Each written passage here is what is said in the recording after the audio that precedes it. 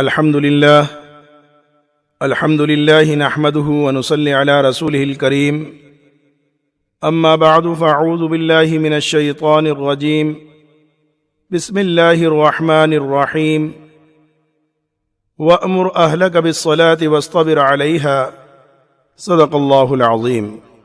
میرے محترم عزیز و دوستو، آج میں آپ کے سامنے قرآن حدیث کی روشنی کے اندر بے نمازی کا انجام بیان کرنا چاہتا ہوں۔ حقیقت بات تو یہ ہے کہ کون شخص ایسا ہے کہ جس کے سامنے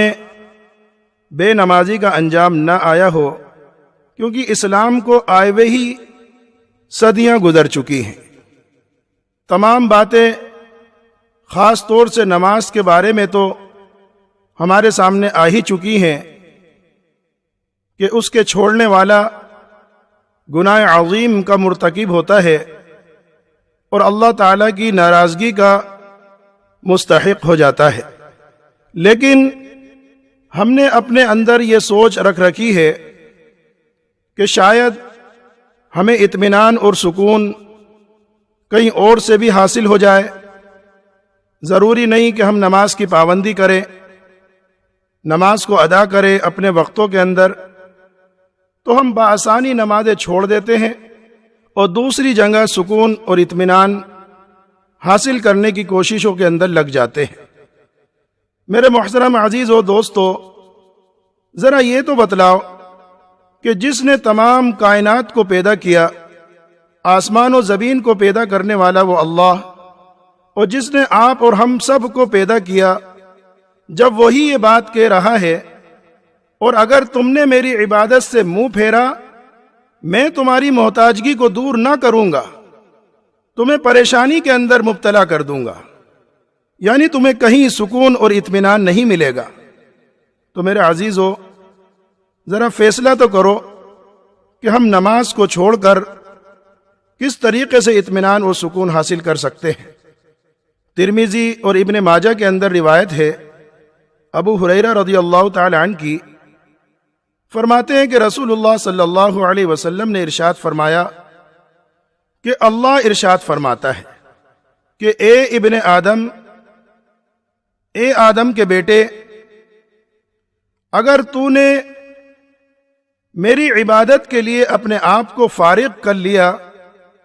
میں تیرے سینے کو غنا اور استغنا سے بھر دوں گا اور تیری محتاجگی کو دور کر دوں گا، اور اگر تو نے ایسا نہ کرا تو میں تیرے سینے کو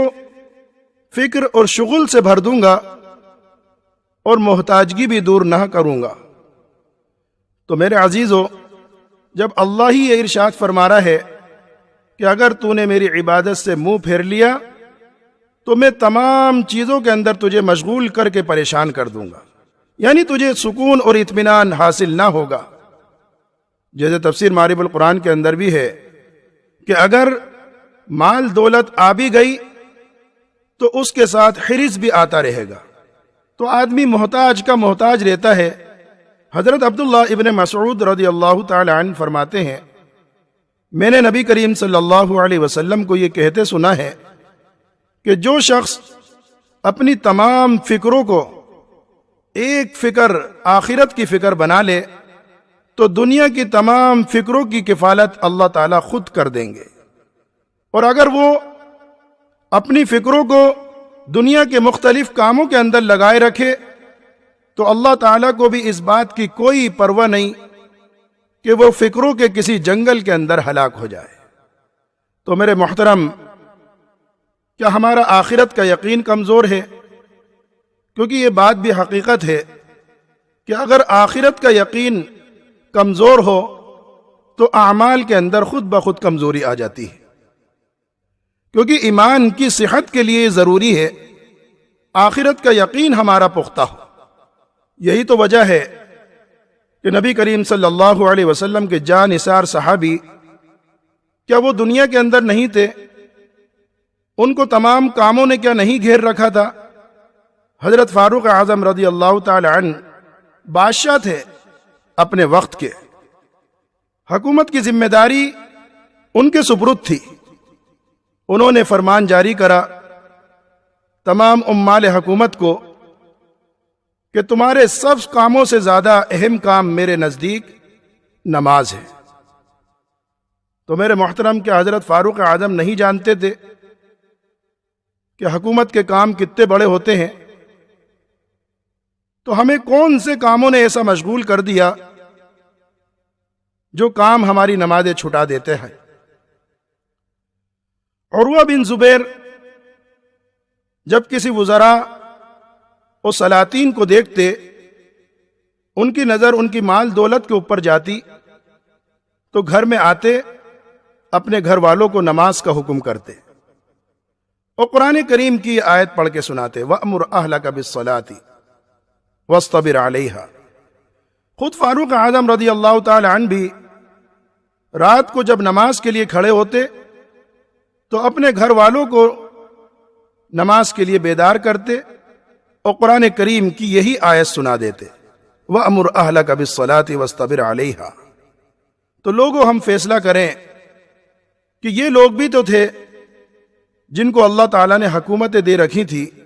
حکومت کے کام کی ذمہ داری ان کے سپرد تھی، لیکن اس کے باوجود نماز کو ان لوگوں نے سب سے اہم سمجھ رکھا تھا۔ اللہ تعالیٰ ہم سب کو صحیح سمجھ کی توفیق عطا فرمائے۔ وآخر دعوانا ان الحمد للہ رب العالمین۔